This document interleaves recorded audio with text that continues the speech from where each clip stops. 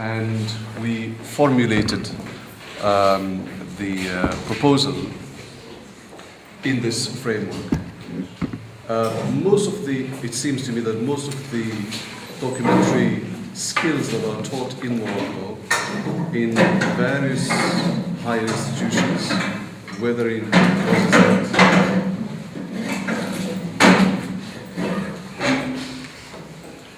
Ouazzazate or any other institutions, is that it doesn't have the academic dimension. These are training focused on learning particular skills in the making of documentary, but there is not, according to my research in this area, there isn't really a focus on the academic side, how to make these technicians creators of documentaries. So we try to add also the creative aspect of it, the academic aspects of it, which is research. You have to do research leading to a documentary, and you have also to have a perspective and methodology. It's not simply learning particular skills, but also how you can be really documentary makers, starting from ideas, and then researching these ideas, turning them into stories, and then dealing with the technical side. So we are equipped academically to teach the theoretical side, which is like the history of documentary, the genres in film documentaries, approaches in documentaries, and analysis. We can easily do that. But we've lacked the technical side, the shooting, the editing, and the script writing. And fortunately, David from the American Language Center, when I talked to him about the project, he mentioned Professor Morelli, and now I am convinced that without his help, we wouldn't have accomplished this. Because on one hand, the Fulbright were very late in sponsoring these activities. We were hoping to initially to get people from America, like Pamela Nice, but the bureaucracy that has been displayed in the funding has been impossible for her to come, or even to stay for a short period. But fortunately, all the technical side has been taken care of by Professor General Morelli, and I'd like to thank you very much, and to thank the American Language Center for sponsoring this. We have also received a little sponsorship from the University of Binghamton, represented in the project by Professor Larry Mott, whom you've seen last time. He is a professor of political science, and when I suggested him the idea to work on a documentary on youth and Sufism, he liked the idea, and he contributed a small sum of money, but still it is useful for us within this project.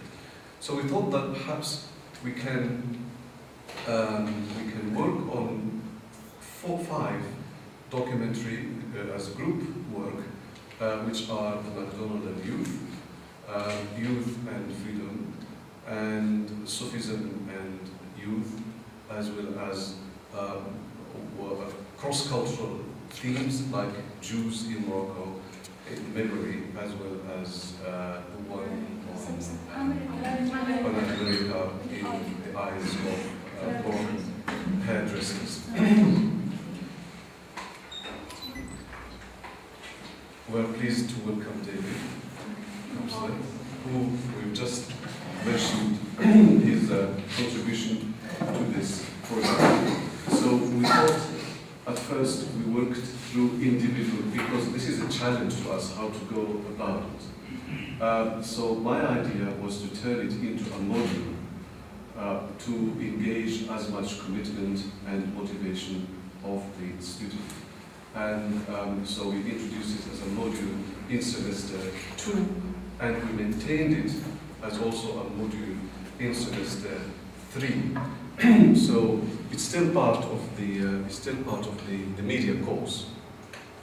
And we started with individual works because we wanted each student to learn particular skills himself or herself.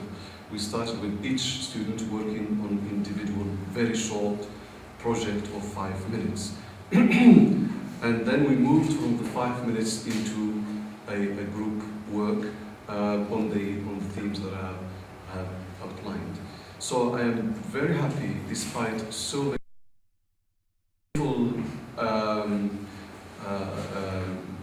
events, some failures in some cases, and but in spite of all these problems that you've encountered, we finally managed to get all the documentaries together, despite the learning challenges that you face, because none of you and none of us also has any training in this area.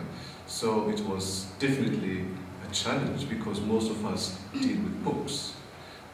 Or analyzing images, but to produce images, that really was the biggest challenge. And I think, despite all the problems and the frustrations and the students have managed to produce wonderful works that I have seen recently. But also we learned that most of the problems that came with it were the problem of students not understanding how to network and how to work together. And that is the most, and we mentioned in the application that one of the objectives that we want to achieve is to teach students how to work together as a group and to learn about networking. And in this, it seems only lately that students have learned this.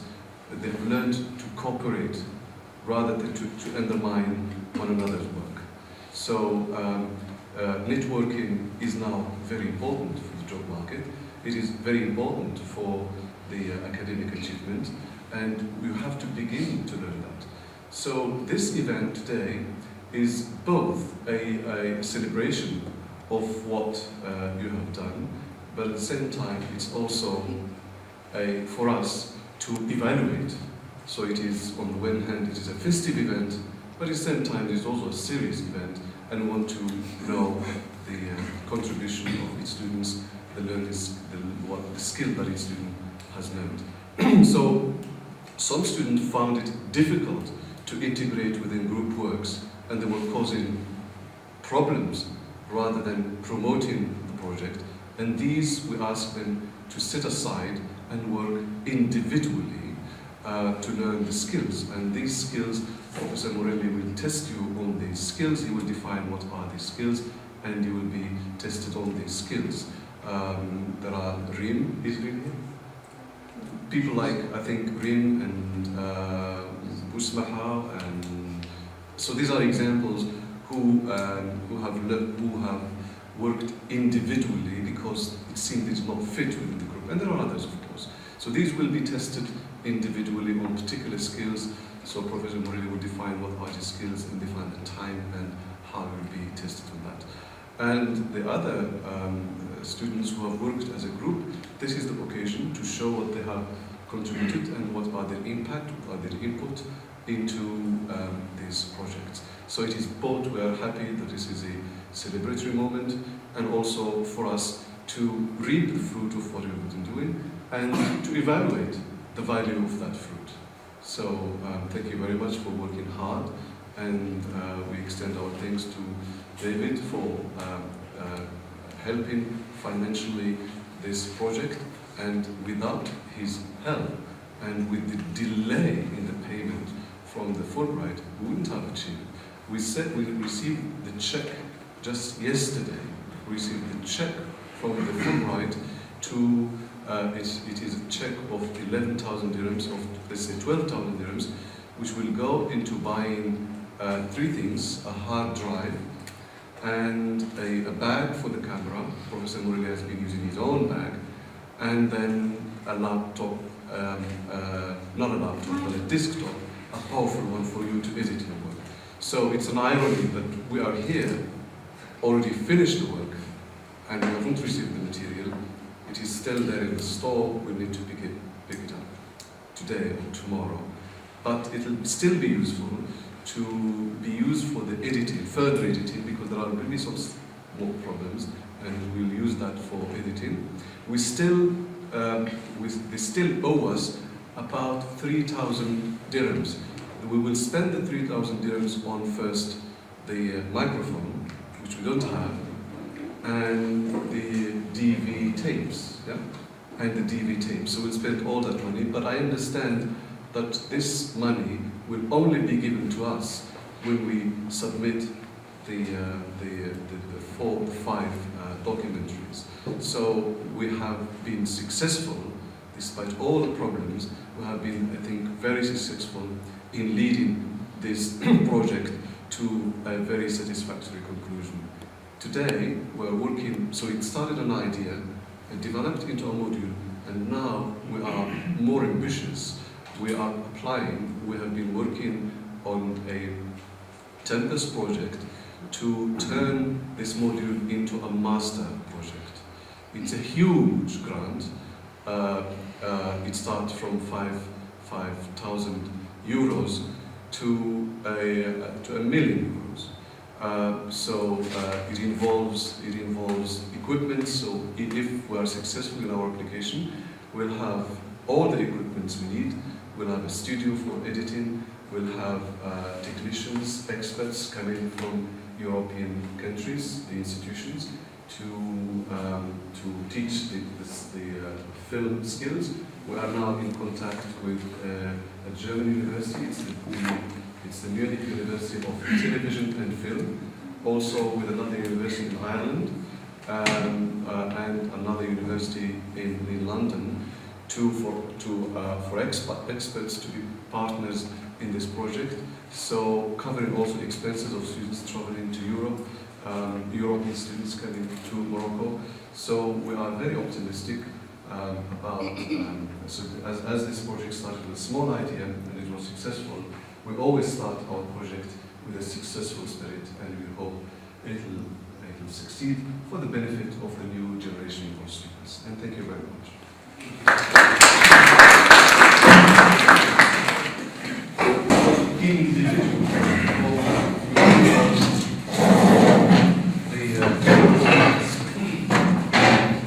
War and her grandfather who was involved. It's a very nicely done, and that's why we would like to begin by viewing that documentary this morning. Okay.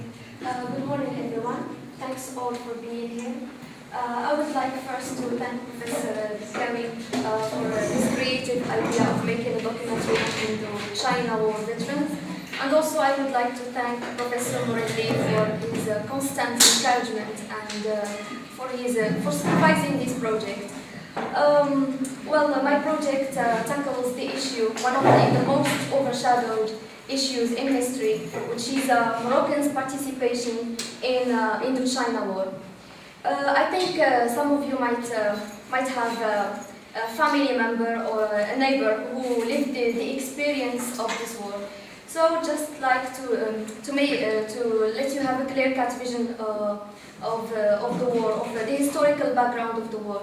So Indochina wars were a series of wars. So there was the first, the second, and the third. In the first Indochina war, the communist North Vietnamese, supported by the Republic of China and the Soviet Union, they fought against the French to gain independence. And so the French were supported by the US and the French loyalist South Vietnamese. The war lasted from late 1940s till July 1954, and it ended with the French defeat and withdrawal from Vietnam. So Moroccan tirailleurs or soldiers were a major component in the French colonial army. They were enlisted as major soldiers in the French army. And many others like there were many others like Tunisians, Algerians, and Senegalese. So I hope this documentary will answer some of the questions you might have in mind. So enjoy it. Did you know about these stories when you were growing up? Or? Yes. Yeah. Yeah, he used to tell me about the events of the war and what happened to him. So I'm accustomed with the story. Mm. And where did you get your footage? You had some wonderful footage. From YouTube. From YouTube? Yes, they are available on YouTube. Oh, excellent. One question I have is, I mean, what is the general attitude of Moroccans towards that war in particular? I mean, is there, and I suppose that if I was just going to speak directly, is it a war to be proud of, or is it a war to be ashamed of? Vietnam is nothing to be, generally speaking, not to be proud of in the United States, but how do you feel? He did so out of financial needs. So when I was interviewing him, I asked him whether he is satisfied with what he did, and he was like, "I know that we were like colonizers. I know that we didn't do something good. So, but he did so out of financial needs." Okay. I think it should be read in a different perspective, a different historical context. To begin with Othello, Moors participating in European armies. So the contribution of the Moroccans, and so it should be read within the contribution of Moroccans in world history, rather than in colonial, stigmatize our participation in colonial wars. Moroccans participated in the Second World War, in the First World War. They participated in the Franco War in Spain, and in many, they were also mercenaries in many European armies throughout history. So I think that the context where we can read this contribution is Moroccan's contribution to world history, rather than to stigmatize that memory. I had many of my students working as PhDs or in their MAs on Moroccans who fought in the Second World War, and it is time for Morocco to find a place in the history of the Second World War. It's not really recognized. You can read any book, you can read any documentary on the Second World War and the First World War. There is never any mention to the Moroccans, and there are thousands and thousands of Moroccans now buried in Europe. So we have to read this in this wider, I think, context, rather than stigmatizing. I think this is one of the major limitations of the documentary. There is only a scanty number of studies done on Moroccan's participation in the Indochina, or even in the First or the Second World War. He mentioned Tessa. I grew Yes. in a neighborhood where one day the Indochina Moroccan veterans came in thousands with their families, with their wives, with their foreign wives, so small, so thin, and most of them were maimed. They had no hands, or they were blind, or some of them were crippled, and we used to laugh. We used to laugh at them. Oh, look at them! And we used to laugh at them as kids. So that is still in their memory, and they occupied a whole neighborhood. So what happened to this in Moroccan memory? It's cultural memory, historical memory. We need to go back and archive their participation in world history, and it is up to us to do it. We are not going to wait for the Minister of Culture to do it. It is up to us to do that, because we have the competence, the archival competence to do it, and we need to do it, and that's why we are doing it actually. I think this makes me refer to the story by Carlton Cohen, It's somehow similar, like when he was passing by a crowd and heard the calling of recruitment. They were calling for people to be recruited in the French army. So it's the same as he told me. That'll Yes. be your next project. The refilm. Yeah. And even I did Okay. If we could, what I'd like to do, I feel. So, good morning, everybody. Good morning, Professor Kelly. Good morning, Professor Morley, Professor David. And first, before giving you a short presentation on our documentary, I would like to express on the behalf of my group our immense gratitude to Professor Kelly for his creative program, and also for the special thanks goes also to Professor Morley for his constant supervision and assistance. Also, I would like to thank all the people who have helped us and contribute to the production of this documentary. So, as a short introduction, our documentary film entitled "Youth and Spirituality in Morocco." It deals mainly with youth perception of Sufism. In fact, many Moroccan young people are going Sufi and divergent towards religiosity. Also, it has become so noticeable that many people in Western countries convert to Islam through Sufism.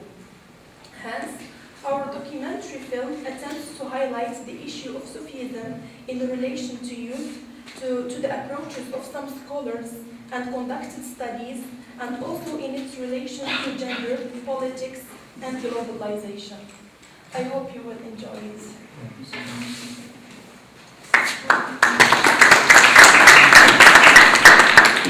We ask some questions before the very beginning, for instance, to the audience, just to know, for instance, if people have any ideas about Sufism or how can they define Sufism, Or even anybody affiliated to a Sufi order here.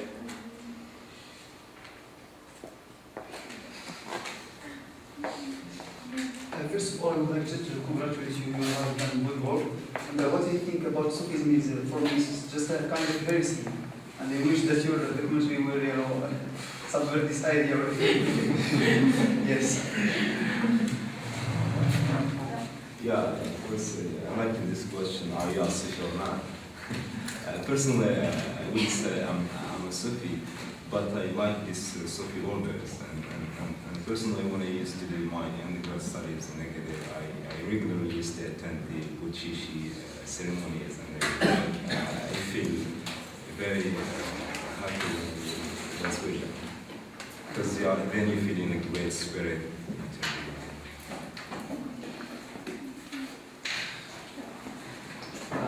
I myself, I'm not Sufi, but I grew up in a neighborhood where Sufism, especially Chechnya in Mauritania, is very highly spread in the region, and it has to do with spirituality. I think it should connect Sufism in spirituality with spirituality. Though Sufism does not exist only in Islam, in other religions too. Other people could be Sufi without being Muslims, as I learned recently. Thank you very much.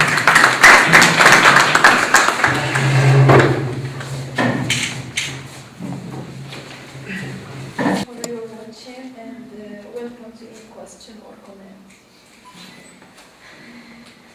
I hope you enjoyed it first. Thank you very much for this wonderful work again, which I received today for the second time. I'm just wondering, have you done any editing since we last saw it a week ago? Yes. What, apart from deleting my name, what other editing? Change the ending. You changed the ending? Yes, because last time we ended by the American researcher, Arman Siddiq. And then Professor Morelli suggested that it would be a good idea if we finish by Maryam, because she has been present throughout. Yeah, but you see, she dominated the whole documentary, though. She's present throughout the documentary. And also, I wonder if you added an anti-Sophie view or not No. yet. Yeah. No time to do that.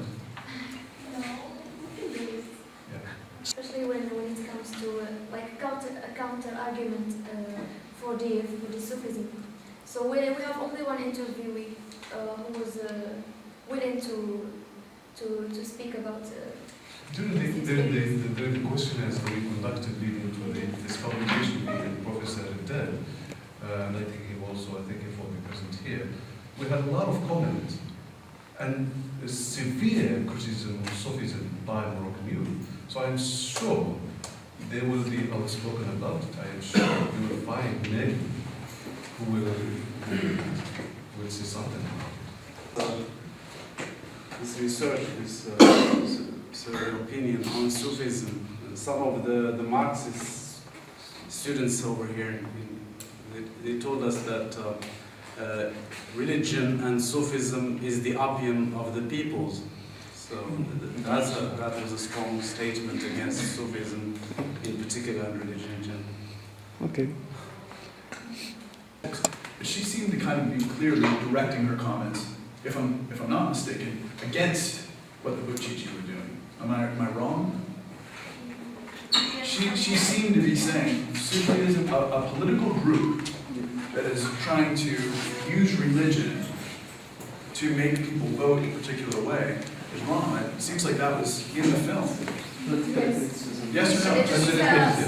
She's against the idea of some Sufi orders mobilizing their disciples to vote yes for the constitution or to be involved in politics. Yes. Okay. So you did have yes, there is indeed a debate now within the Sufi circles about the politics of Sufism, because now the Bouchichi is somewhat sponsored by the state as a political partner in a sense.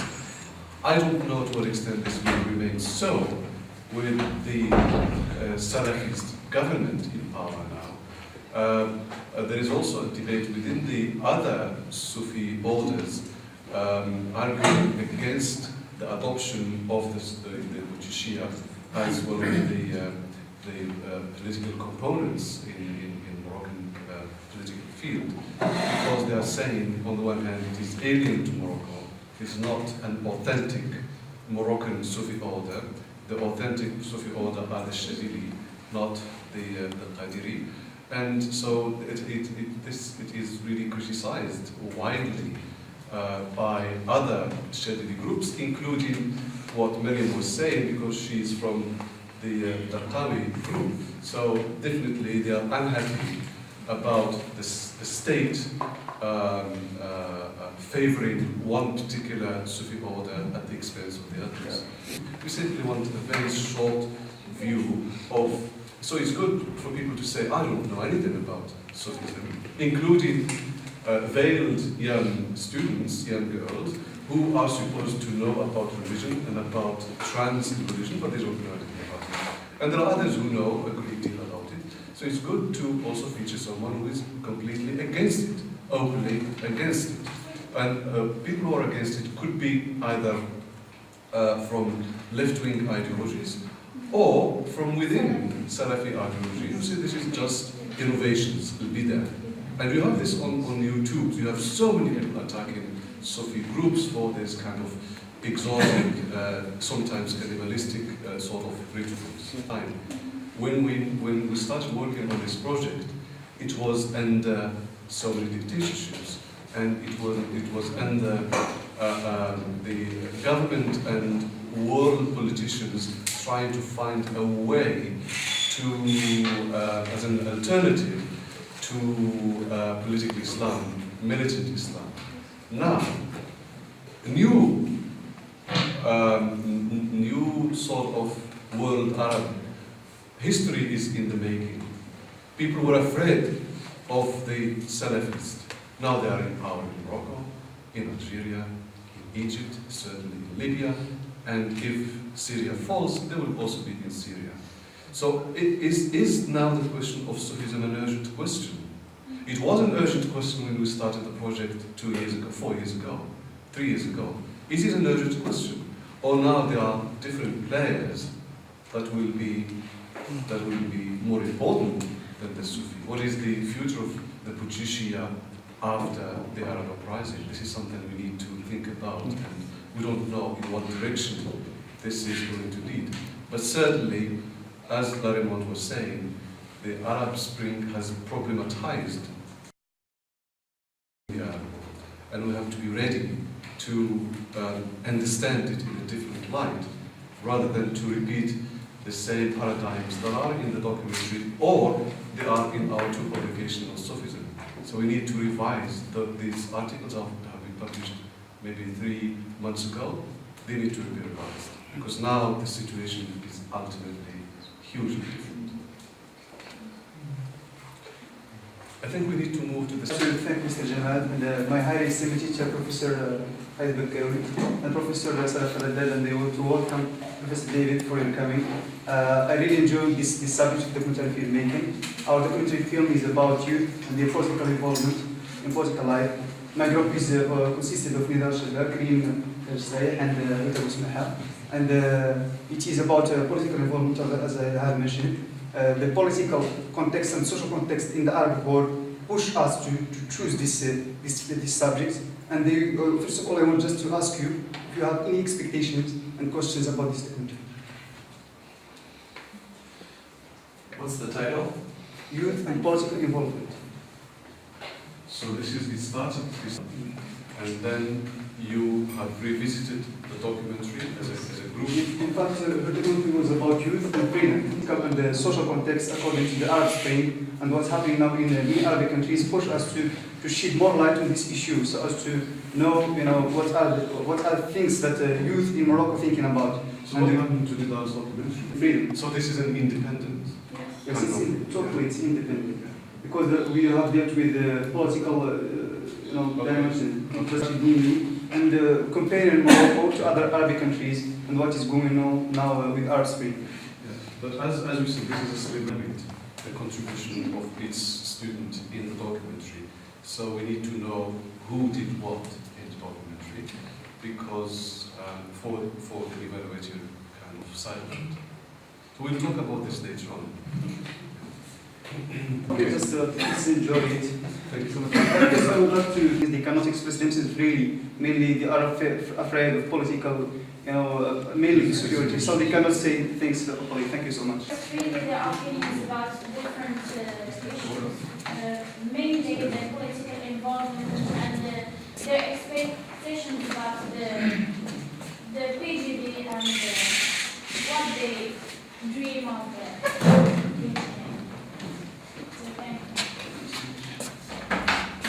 Personally, what I feel is that people here they are under pressure, they cannot express themselves freely.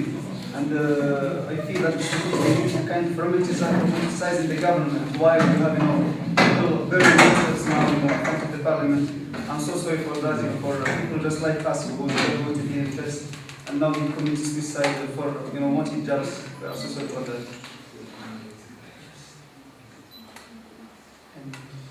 So this is the first time that I've seen the documentary, and so it has been done since we acquired the new camera, maybe 4 months ago.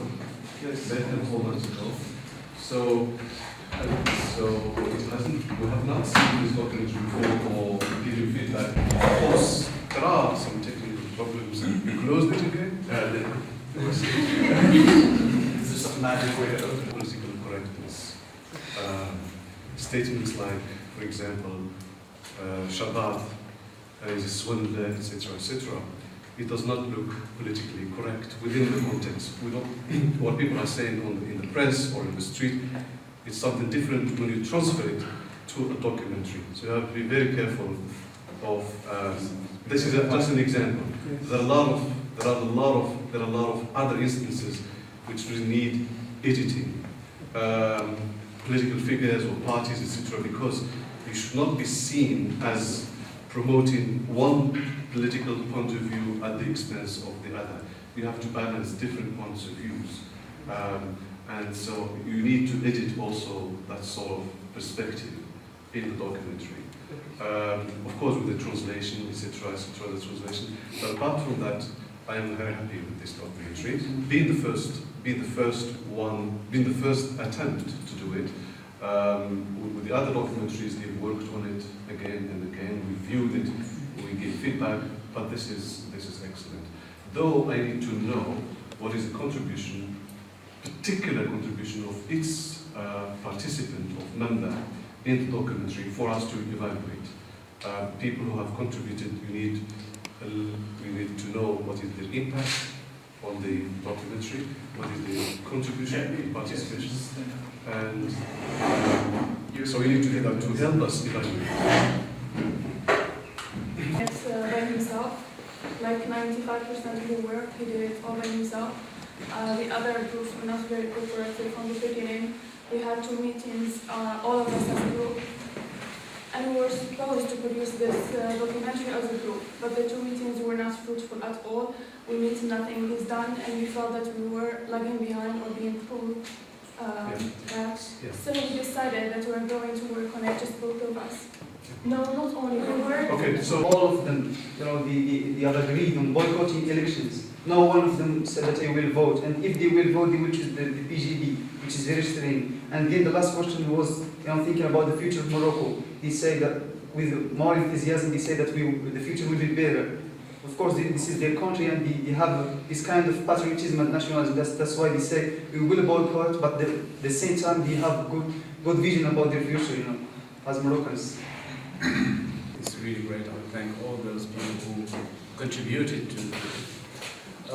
So the question is, did you have problems interviewing other people from different parties? Why did you interview only this guy from the PJD? Yes, in fact, I have contacted, they welcomed me to interview with them. And other parties I have visited, for example, like Tihad Shiraki, he said I have just visited one of the, what they call Hawanat Intikhabiyya, during the campaigns of elections.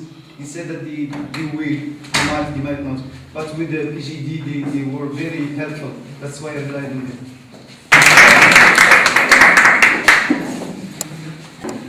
First of all, I would like to thank Mr. Professor Kawi for giving us this opportunity to be creative and to do such a project, documentary filmmaking.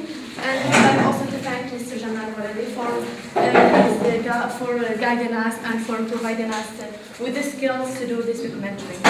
I will let the floor to my friend. So our documentary is entitled America in the Eyes of Moroccan Hairdressing Salons.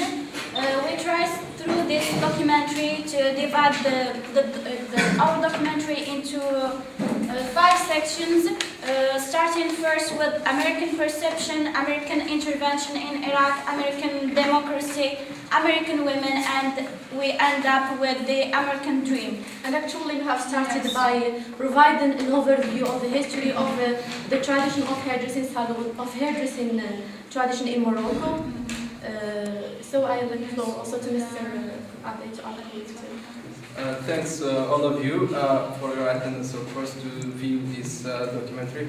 I would like to say that we've been working, me and Ashlel and Sunni, on this project for 3 months. And we based it, in fact, on the documentary that has been produced last year by Omar Al-Fou and Huda. And we've adopted some of the interviews that they have conducted last year into our own, and we've shooted most of the new interviews together. We've been working also on the editing, on the voiceover and the research, etc. I'd like to thank my colleagues for their cooperation and the high spirits. Despite all the shortcomings, of course, in terms of the networking and the collaboration, despite all of these challenges, but at least we've succeeded to, we've managed to produce this documentary, which has tackled the issue of hairdressing. Of course, we began with the hairdressing industry, its development over the history. We've shed light on the other additional roles that were associated to the hairdressing industry in Morocco, like circumcision, like, for instance, therapy, capillary therapy, extra. So then we moved to show, we've choose to, the choice of hairdressing salons also stems from the fact that it's a site where people can meet and make gossip and discuss politics and these issues.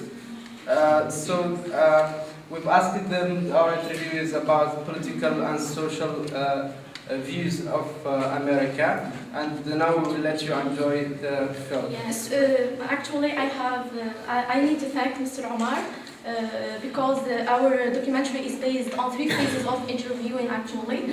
It's based first on the interview that we have shot together, me, Omar and Ms. Huda, and based on also some interviews that Fatima Sunni have shot alone, and also on the interviews that we have shot together. So enjoy it and thank you. An intervention in Iraq and Afghanistan and so on. So what are your expectations? Stereotypes. Yes, all the interviewees were reacting spontaneously, and they told us just what they have in their minds, just simple answers according to their social status. Well, that's usually where stereotypes come from. Or simple answers that come out spontaneously. A lot of reflection. Of people, there are some who are literate, there are some who are not, and we discovered that politics is one of the central issues in their daily discussions. Politics is always present in their discussions, and mainly America being the most powerful country in the world. So it is. America is always present in their talks, and they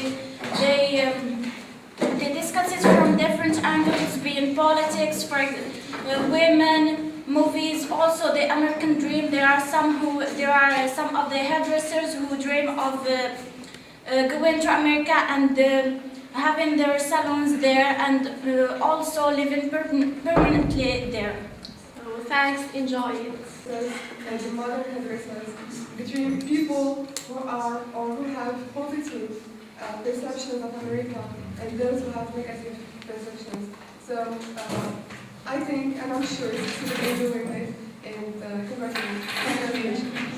I think that it is the brilliant idea of Mr. Bukawi. He is the one who proposed that we should have at least a section with the traditional hairdressing, so as to pave the way for the modern hairdressing. So we should thank him a lot. He is the one who proposed this brilliant idea. I would be able to cope with the technical problems you have been through recently, and also I like the idea of inserting a young lady. Actually, the idea of Kula. Yes, because it is a good idea to have the perspective also of the children not to be excluded. Terrific and original concept. I haven't seen something like that. So, but I wondered when I was watching it. It seemed as though everyone you spoke to was very intelligent. I mean, I have been to a lot of hairdressing salons in Australia and in Europe. I haven't been once in the United States. But were they really that intelligent?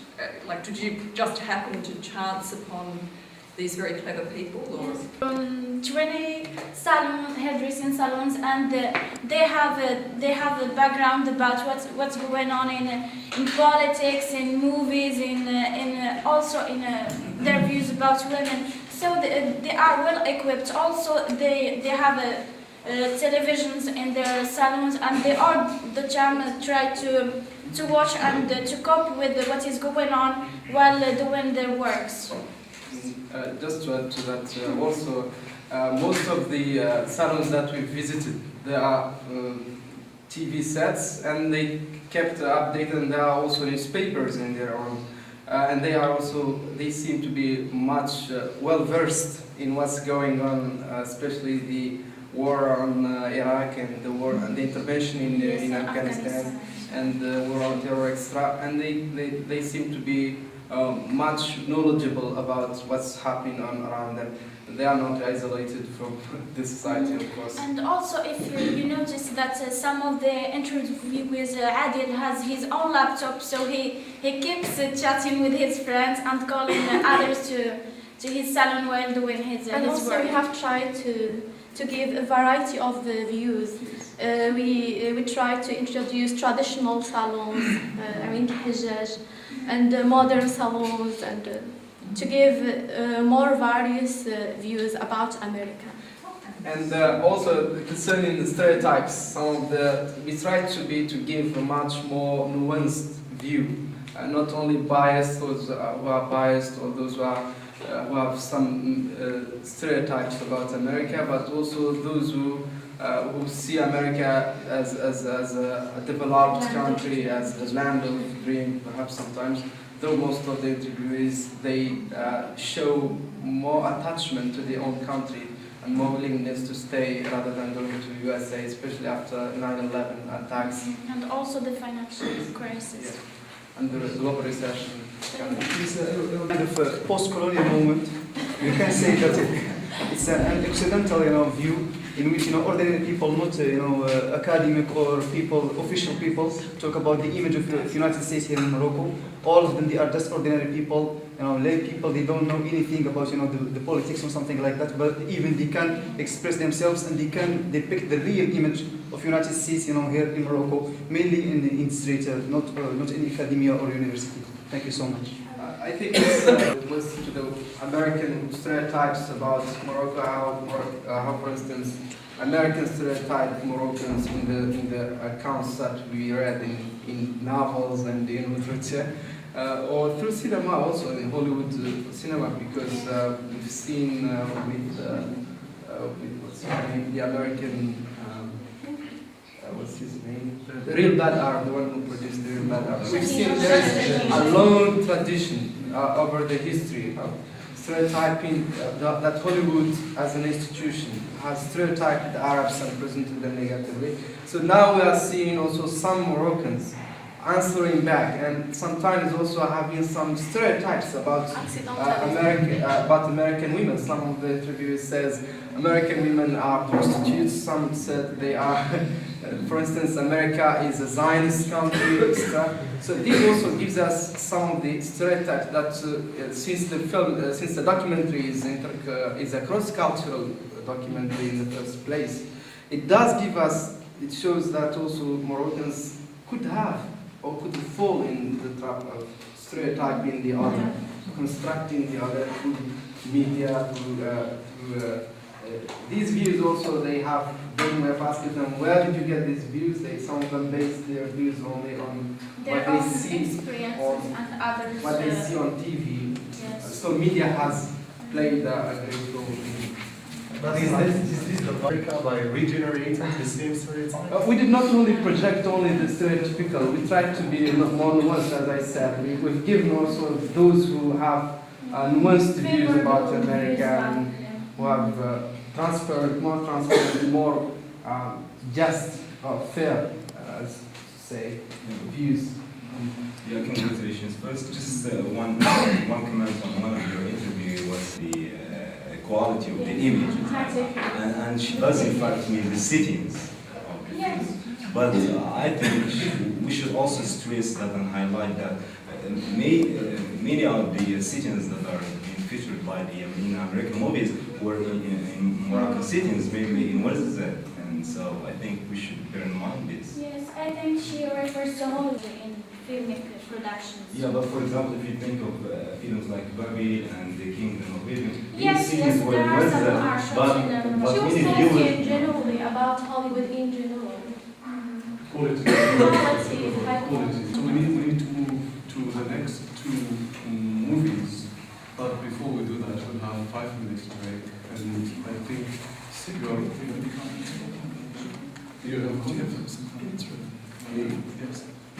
I think it's always a wonderful movie, and I've seen an early version of it. I've also seen Uda's version. It's an excellent one. As you said, with the balance that will be between traditional America would be shot. And indeed, when I went to Binghamton, the first day that happened there, was somebody was shot dead in the neighborhood where I was. And we do not go to America, they will kill you there. And it is something that is, because in this framework of the Fulbright visit at the university and the libraries of Bozeman in Montana, And this is something I always refer to.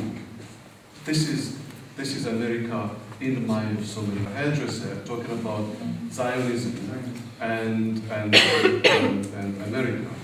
Larimond, who was involved in the Sufi project, we visited a family in Morocco, and a 5-year-old girl said to him, "Are you American?" And he speaks a little bit of Arabic. "So you are Zionist? You support America?" And he was struck by this. So he thought that this is some kind of indoctrination by the family, and he started asking her questions. And then she was telling him what happens in the news. And he told me that and he gives a lot, he's a high-profile politician, by the way. He gives a lot. He was in the Congress recently about Nigeria, and he's always interviewed on North African politics. So he said that he started his talks with that quote. So it happens in the mentality, and this complex views is represented. Of course, technically there are a few technical problems that needs editing, etc., etc.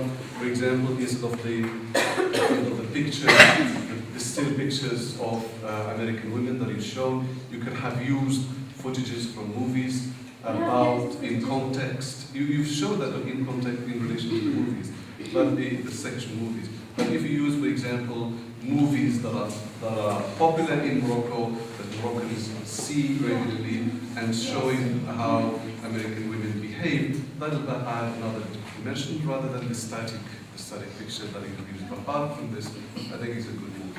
Okay, thank you. Speaker who also speaks Derijan. The translations were distracting. Nobody speaks that way.